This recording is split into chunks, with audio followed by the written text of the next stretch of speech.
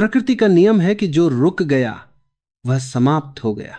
बहती नदी का पानी शुद्ध रहता है, जबकि ठहरा हुआ पानी सह जाता है।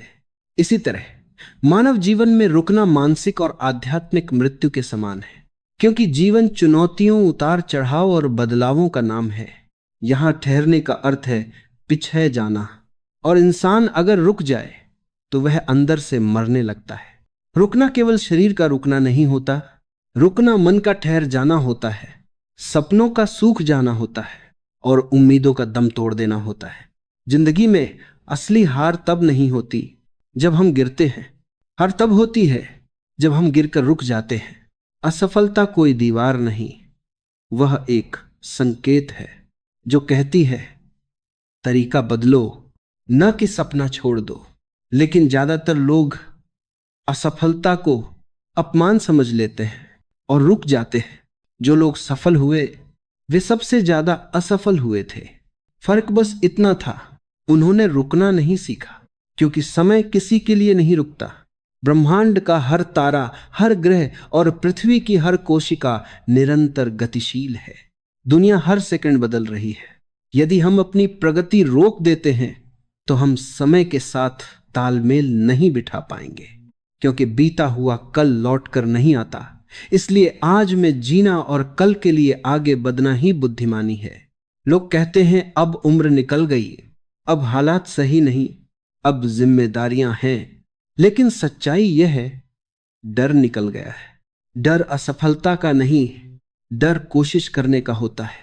इसलिए याद रखो, जब सांस चल रही है तब तक जिंदगी चल सकती है। जब व्यक्ति रुक जाता है तो उसके जीवन में नकारात्मकता प्रवेश करने लगती है, आत्मविश्वास की कमी होने लगती है और काम न करने से डर पैदा होता है। क्योंकि लक्ष्यहीन जीवन इंसान को मानसिक रूप से कमजोर कर देता है और दुनिया आगे निकल जाती है और रुके हुए व्यक्ति के हाथ सिर्फ पछतावा आता है।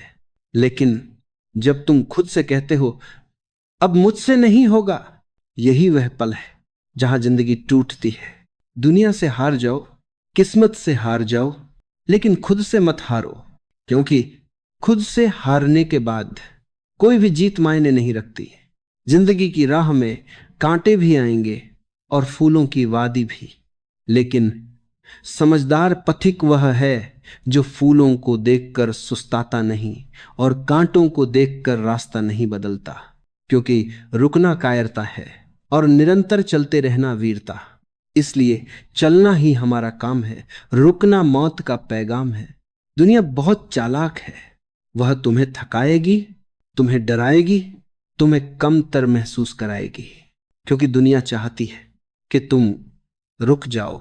क्योंकि एक रुका हुआ इंसान सवाल नहीं पूछता, हक नहीं मांगता और बदलाव नहीं लाता। इसलिए जब भी तुम्हें लगे कि सब कुछ तुम्हारे खिलाफ है, समझ लेना तुम सही रास्ते पर हो। प्रकृति हमें रुकने की इजाजत नहीं देती। गर्मियां आती हैं, फिर बारिश और फिर सर्दियां। प्रकृति कभी नहीं कहती कि आज मैं थक गई हूं, आज सूरज नहीं उगेगा। हमारा जीवन भी वृक्षों के जीवन की तरह है, क्योंकि एक छोटा सा बीज मिट्टी के भारी दबाव को चीर कर ऊपर आता है। वह तब तक नहीं रुकता जब तक वह एक विशाल वृक्ष नहीं बन जाता। यदि बीज रुक जाए तो वह मिट्टी में ही सह जाएगा। इसी तरह ही जीवन है जो हमेशा गतिमान है। जब व्यक्ति किसी काम में पूरी तरह डूबकर निरंतर लगा रहता है तो वह फ्लो की स्थिति में होता है। यहां समय का पता नहीं चलता और उत्पादकता चरम पर होती है। नकारात्मकता का अंत, खाली दिमाग शैतान का घर होता है। जब हम चलते रहते हैं तो हमारे पास फिजूल की चिंताओं और दूसरों की बुराई करने का समय नहीं होता।